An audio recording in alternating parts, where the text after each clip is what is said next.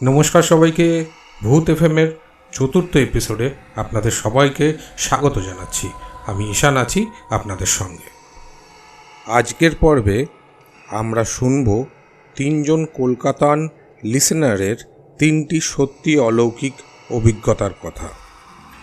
অভিজ্ঞতাগুলি পাঠিয়েছেন পম্পি সাহেব বসাক, মৌমিতা সাহা এবং শ্রেয়সী চ্যাটার্জি।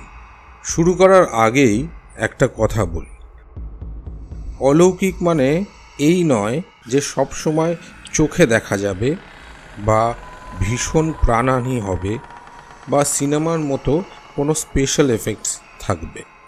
অনেক সময় সত্যি ঘটনাগুলো কেউ কেউ শুধু অনুভব করে, আর যে অনুভবটা করে সেই বুঝতে পারে সেই মুহূর্তটা কতটা স্পাইন চিলিং ছিল। চলুন শুরু করি আজকের ঘটনাগুলো। প্রথম অভিজ্ঞতা পম্পি সাহেব বসাকের। আমি নিজে কোনো দিন কিছু দেখিনি, কিন্তু আমার যে আগের বাড়িটা ছিল সেটা বেশ পুরনো ছিল, আর মা জেঠিমাদের কাছে অনেক গল্প শুনেছি বাড়িটার। তবে আমি একবার কিছু একটা অদ্ভুত ফিল করেছিলাম, সেটাই বলি। আমার তখন এক্সাম চলছে, তো আমি রাত্রি জেগে পড়াশোনা করছিলাম সেই দিন। মা আমার পাশে শুয়ে, বাবা পাশের ঘরে। আমি ওদের ডিস্টার্ব না করে একাই উঠে ঘর থেকে বেরিয়ে বাথরুমে গেছি। তখন ওই রাত 3:30 বাজবে।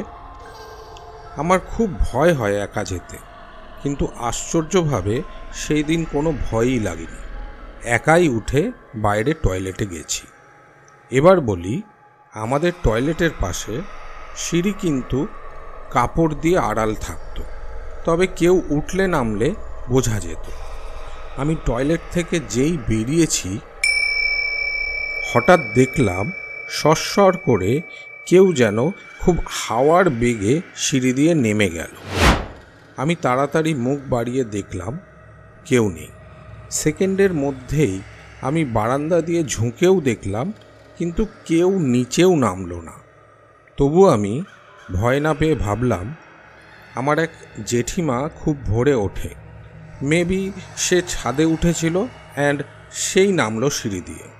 পরদিন সকালে জেঠিমাকে জিজ্ঞেস করায় সে বলল যে না তো, সে যায়নি।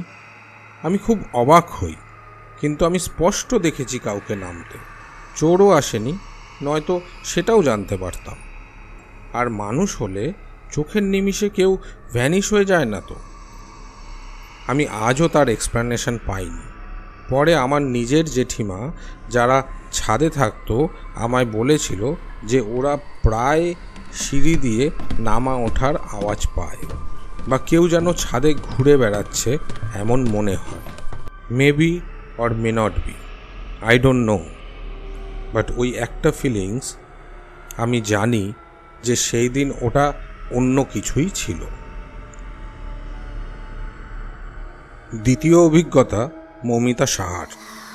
আসুন শুনি উনি কি লিখছেন। ঘটনা অনেক আছে, বাট আপাতত এটাই বলি। আমার দাদার সাথে হয়েছিল। আমার দাদা এক কোম্পানিতে কাজে যায়। কোম্পানির এরিয়াটা অনেক বড়, তো দাদা ওখানেই স্টে করত। দাদাকে রোজ একটা বিড়াল খুব ফলো করত, দাদার দিকে এক নজরে তাকিয়ে থাকত। একদিন রাতে সব স্টাফরা মিলে ডিনার করতে বসেছে, এবং সেই দিন কি কি ঘটেছিল ওই এরিয়াতে জাস্ট আলোচনাটা স্টার্ট করেছে। তখনই হঠাৎ দরজায় ঠক ঠক করে নক করার আওয়াজ আসে। তারা উঠে চেক করলো, কিন্তু কাউকে দেখতে পায়নি। দেন নেক্সট ডে কেউ রাতে ছিল না, সো দাদাকে একাই স্টে করতে হয় রাত্রে। হঠাৎ দাদা যেন শুনতে পেল একটা বাচ্চা কেঁদেই যাচ্ছে, আর যেন দৌড়াচ্ছে আর ছুটে এসে দরজা ধাক্কাচ্ছে। কিছুক্ষণ এরম হওয়ার পর আমার দাদা জোরে চিৎকার করে বলে, এই কে রে, কে দরজা ঠেলছিস? যেই চিৎকার করে বলেছে আর আওয়াজ নেই। আওয়াজগুলো যেন হঠাৎ বন্ধ হয়ে গেল। পরে খোঁজ নিয়ে জানা যায় আসলে ঘটনাটা হলো, ওই যেখানে দাদা স্টে করত তার সামনে আগে একটা কুয়ো ছিল। ওই কুয়োতে একটা ফ্যামিলির 2টো বাচ্চা পড়ে মারা যায়, তাই তারা জায়গাটা বিক্রি করে চলে যান। ওখানে অনেকে থাকতে এসেছিল কিন্তু থাকতে পারেনি, তাই ওই জায়গাটাকে পরবর্তীকালে একটা বড় ইন্ডাস্ট্রি খোলা হয়েছে। আর আমাদের ধারণা, সেই রাতে দাদা জোরে চিৎকার করাতে যেহেতু ভূতগুলো বাচ্চা ছিল তাই ভয় পেয়ে গেছিল, আর দরজার আওয়াজ বা কান্নার আওয়াজ পাওয়া যায়নি সেই রাতে। আজকের তৃতীয় ঘটনা শ্রেয়সী চ্যাটার্জি পাঠিয়েছেন। উনি লিখছেন, স্পিরিট কতভাবে আছে আমি সামনে দেখেছি। আমার তখন 11 বছর বয়স যখন বাবা মারা যায়। বাবা খুব পারফেক্ট টিপটপ মানুষ ছিল। রাত্রিবেলায় গেটে তালা না দিয়ে ঘুমোতো না। কোনো কারণে ভুলে গেলেও আবার উঠে সব চেক করে তালা দিয়ে শুতো। বাবা যেদিন মারা গেছে, মা সেদিন অসুস্থ হয়ে পড়েছিল। আমি ফিল করলাম গেট ধরে কেউ নাড়াচ্ছে। একতলায় মা আর আমি একাই ছিলাম, কেউ ছিল না। আমি গিয়ে দেখি গেটটাও নড়ছে, আর তালাটা দেওয়া হয়নি সেটাও নড়ছে। আমি তালাটা দিয়ে আবার শুলাম। স্পিরিট এক্সিস্ট করে মানতাম না, সেদিন থেকে মানি দে এক্সিস্টস, ভীষণভাবে আছে। এই ছিল আজকের 3টি অলৌকিক অভিজ্ঞতা, স্পাইন চিলিং, মিস্টেরিয়াস এবং মন ছুঁয়ে যাওয়া।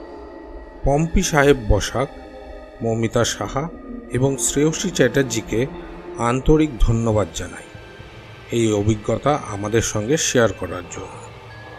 আর আপনারা আমাদের জানাবেন আপনাদের কেমন লাগলো ওনাদের এই অভিজ্ঞতার কথা শুনে।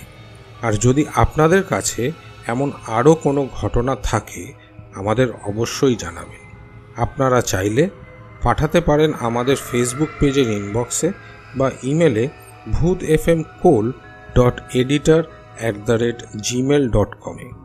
ভূতের গল্প শুধু গল্প নয়, প্রত্যেকটা অনুভব আমাদের জীবনে একটা চিহ্ন ফেলে যায়।